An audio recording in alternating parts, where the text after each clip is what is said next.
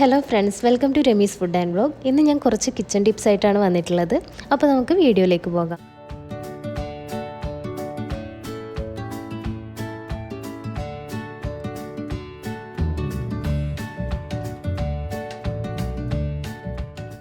പാല് തിളച്ച് മറിയാതിരിക്കാനുള്ള ഒരു ടിപ്പാണ് ഞാൻ പറയാൻ പോകുന്നത്. പാല് തിളപ്പിക്കാൻ വെക്കുമ്പോൾ തന്നെ ഒരു തവി ഇതുപോലെ പാത്രത്തിൻ്റെ മുകളിലായിട്ട് വെച്ച് കൊടുത്താൽ മതി. മരത്തിൻ്റെ തവിയാണെങ്കിൽ നല്ലത്. ഇതുപോലെ എത്ര തിളച്ച് പൊങ്ങിയാലും പാല് പുറത്തോട്ട് പോകില്ല.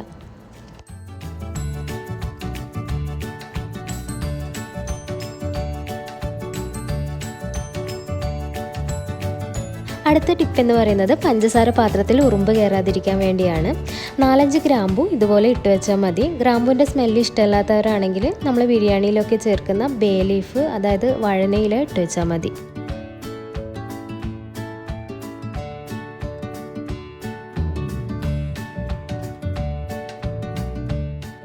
നെക്സ്റ്റ് ടിപ്പ് എന്ന് പറയുന്നത് നമ്മളുടെ കിച്ചണിലൊക്കെയുള്ള സ്വിച്ച് ബോർഡിൽ അഴുക്കുണ്ടെങ്കിൽ നെയിൽ പോളിഷ് റിമൂവർ കൊണ്ട് ഇതുപോലെ നന്നായിട്ട് തുടച്ചു കൊടുത്താൽ മതി.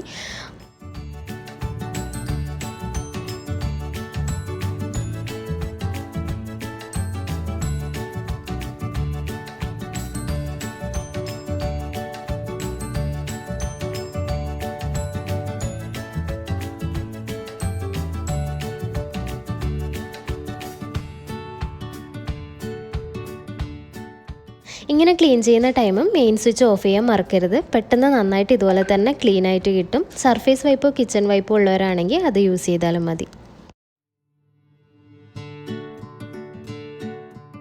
നമ്മളുടെ കിച്ചണിൽ ഏറ്റവും കൂടുതൽ യൂസ് ചെയ്യുന്ന ഒന്നാണ് പ്രഷർ കുക്കർ.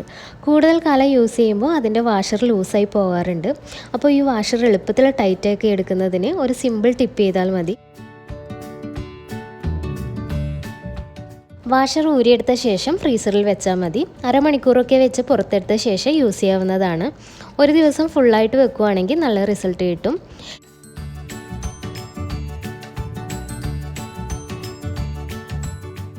മിക്സിയുടെ ജാറിൻ്റെ വാഷറും ഇതുപോലെ തന്നെ ചെയ്യാവുന്നതാണ്.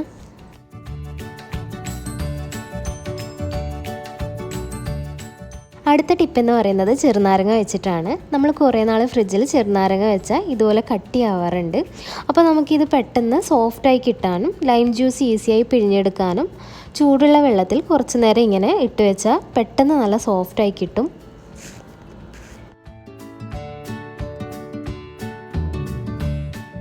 അടുത്തത് നമ്മൾ മസാലപ്പൊടിയൊക്കെ സ്പൂൺ വെച്ച് അളന്നെടുക്കുമ്പോൾ കറക്റ്റായി കിട്ടാനുള്ള ഒരു ടിപ്പാണ്. ഈ ഒരു രീതിയിൽ റബ്ബർ ബാൻഡ് ഇട്ട് വെച്ചാൽ കറക്റ്റായിട്ട് അളന്നെടുക്കാൻ പറ്റും.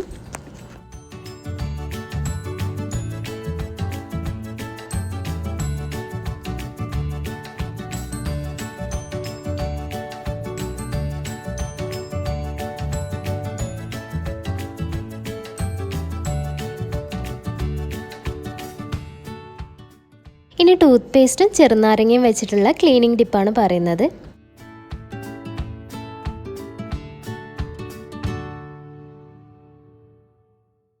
നമ്മൾ ഉപയോഗിക്കാതെ വെച്ചിട്ടുള്ള സ്റ്റീൽ പാത്രങ്ങളൊക്കെ ഇതുപോലെ പാടുകളൊക്കെ വന്നിട്ടുണ്ടെങ്കിൽ ഇതുപോലെ തന്നെ ചെറുനാരങ്ങയും ടൂത്ത് പേസ്റ്റും വെച്ച് ക്ലീൻ ചെയ്യാം.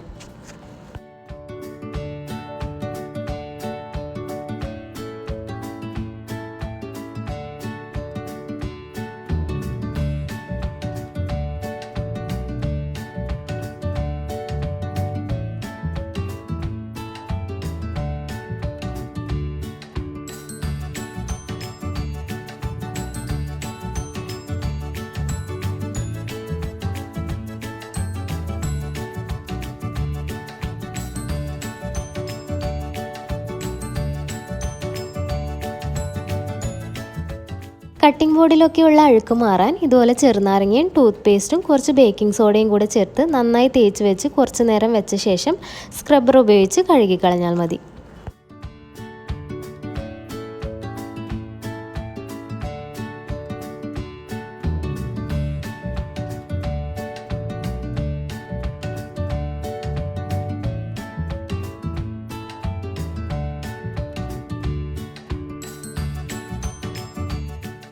ഇതുപോലെ ചായപാത്രത്തിലും പ്രഷർ കുക്കറിലും ഒക്കെ ഉണ്ടാകുന്ന ഡ്രൈ ആയിട്ടുള്ള കറ നമുക്ക് ഈസി ആയിട്ട് ക്ലീൻ ചെയ്യാൻ പറ്റും.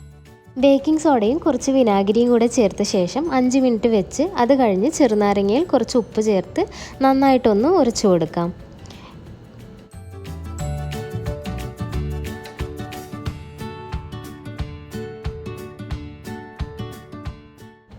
ഇനി ഒരു സ്ക്രബ്ബർ ഉപയോഗിച്ച് പെട്ടെന്ന് തന്നെ ക്ലീൻ ചെയ്തെടുക്കാൻ പറ്റും.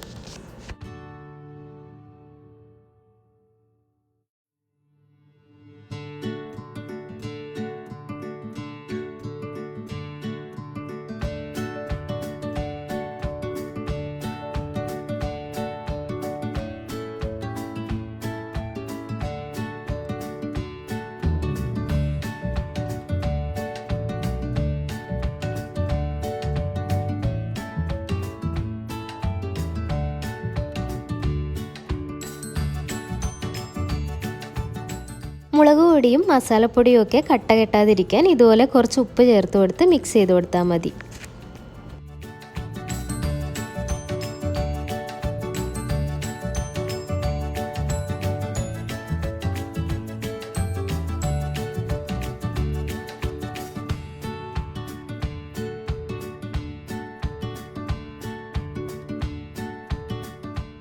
പരിപ്പ്, ചെറുപയർ, കടല ഇതിലൊക്കെ കുറേ നാൾ വെക്കുമ്പോൾ ചെറിയ പാറ്റകളൊക്കെ വരാറുണ്ട്.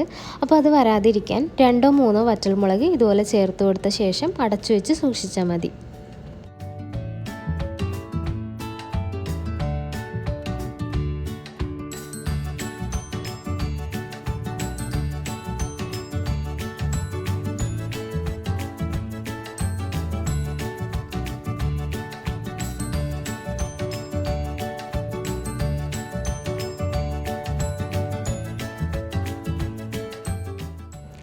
ചെറിയ ഉള്ളിയും സവാളയും ഒക്കെ മുറിക്കുമ്പോൾ കണ്ണിൽ നിന്ന് വെള്ളം വരാതിരിക്കാൻ കുക്ക് ചെയ്യാൻ ആവശ്യമായിട്ടുള്ള സവാള കുറച്ച് നേരം വെള്ളത്തിലിട്ട് വെച്ചാൽ മതി. അപ്പോൾ തൊലി പൊളിച്ചെടുക്കാനും ഈസി ആയിരിക്കും.